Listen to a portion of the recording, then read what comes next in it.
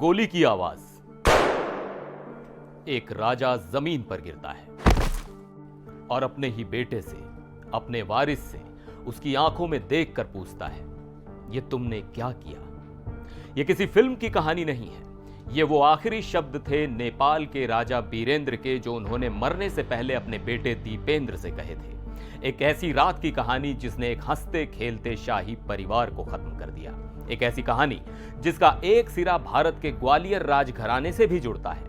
आज जब नेपाल में फिर से राजशाही वापस लाने की मांग उठ रही है, तब ये जानना और भी जरूरी हो जाता है कि आखिर 1 जून 2001 की उस काली रात को शाही महल में ऐसा क्या हुआ था कि एक राजकुमार ने अपने ही परिवार को खत्म कर दिया। चलिए खोलते हैं इतिहास के उस खूनी पन्ने को।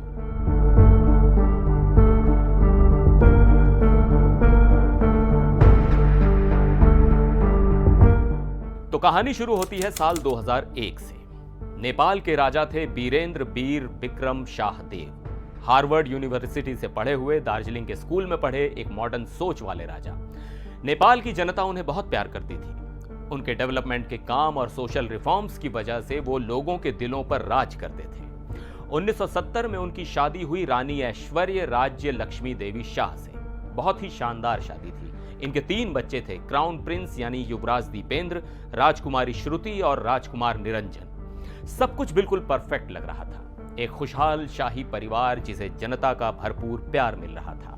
लेकिन कहते हैं ना, हर चमकती चीज सोना नहीं होती। इस शाही परिवार की चमक के पीछे एक ऐसा अंधेरा छिपा था जो जल्द ही सबको निगलने वाला था। तारीख थी 1 जून 2001। जगह काठमांडू का नारायण हिती पैलेस।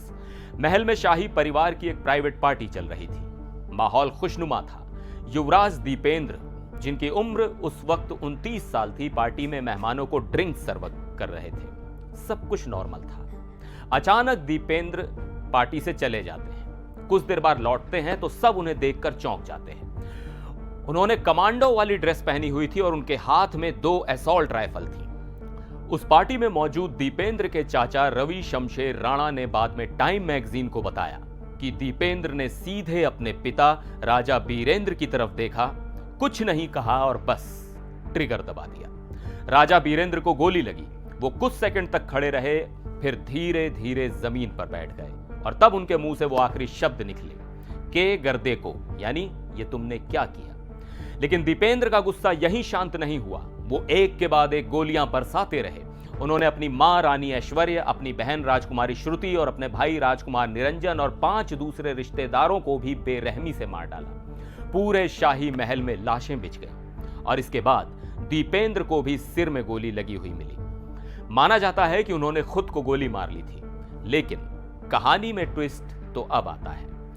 अपने ही परिवार को मारने के बाद दीपेंद्र तुरंत मरे नहीं, वो कोमा में चले गए और नेपाल के नियमों के हिसाब से राजा के बाद अगला राजा उसका बेटा ही बनता है।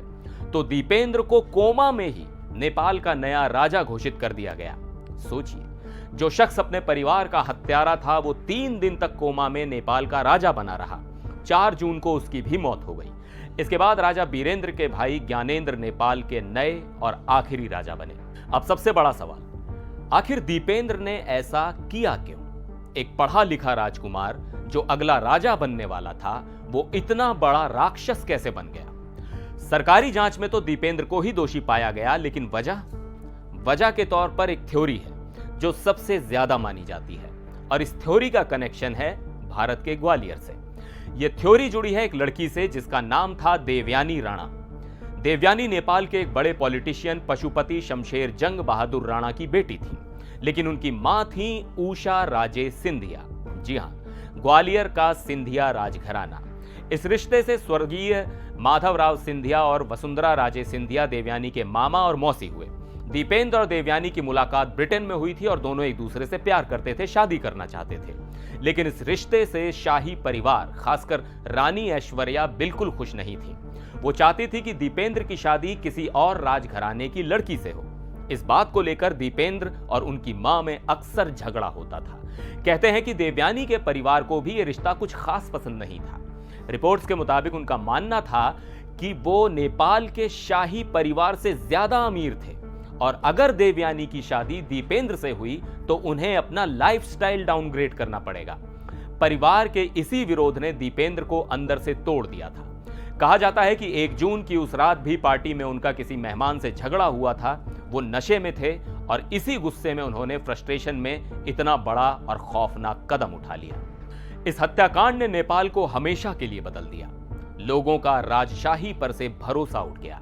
राजा ज्ञानेंद्र कभी भी अपने भाई बीरेंद्र जितने पॉपुलर नहीं हो पाए और 2008 में नेपाल से राजशाही को हमेशा के लिए खत्म कर दिया गया। लेकिन आज इतने सालों के बाद जब नेपाल की राजनीति में उथल पुथल मची है, जेन जी के प्रोटेस्ट हो रहे हैं, तो एक बार फिर से राजशाही को वापस लाने की मांग उठ रही है। यहां तक कि नेपाल के पूर्व प्रधानमंत्री केपी शर्मा ओली ने तो आखिरी राजा ज्ञानेंद्र पर हिंसा भड़काने का आरोप भी लगा दिया था।